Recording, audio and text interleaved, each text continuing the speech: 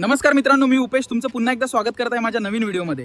तर मित्रांनो, या व्हिडिओमध्ये जसे कराल तसे भराल या वाक्यावर थोडं बोलणार आहे, तर व्हिडिओ शेवटपर्यंत बघा। जसे कराल तसे भराल हे वाक्य आपल्या जीवनातील एक मोठं सत्य सांगते। माणूस जसे कर्म करतो तसेच फळ त्याला मिळत असते। जर आपण चांगली कामे केली, लोकांना मदत केली, प्रामाणिकपणे वागलो तर आपल्याला सन्मान, प्रेम आणि आनंद मिळतो। पण जर आपण चुकीचे वागलो, इतरांना त्रास दिला, खोटे बोललो तर त्याचे वाईट परिणाम आपल्यालाच भोगावे लागतात।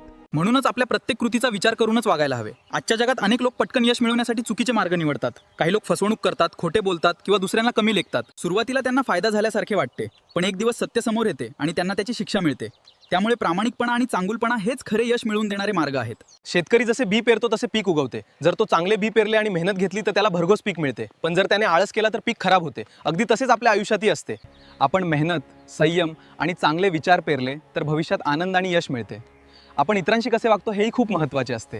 जर आपण लोकांशी प्रेमाने, आदराने आणि मत्तीच्या भावनेने वागलो तर लोकही आपल्याशी तसेच वागतात। पण जर आपण अहंकार दाखवला, लोकांना दुखावले तर एक दिवस आपल्यालाही त्याच दुःखाचा सामना करावा लागतो। म्हणून नेहमी चांगले बोलावे आणि चांगले वागावे। विद्यार्थी जीवनातही हे वाक्य खूप महत्त्वाचे आहे। जो विद्यार्थी नियमित अभ्यास करतो, शिक्षकांचा आदर करतो आणि मेहनत घेतो त्याला चांगले गुण मिळतात।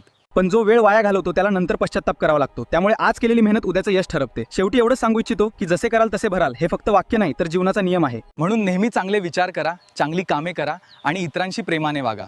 कारण आपण जे पेरतो तेच एक दिवस आपल्याला परत मिळते। धन्यवाद।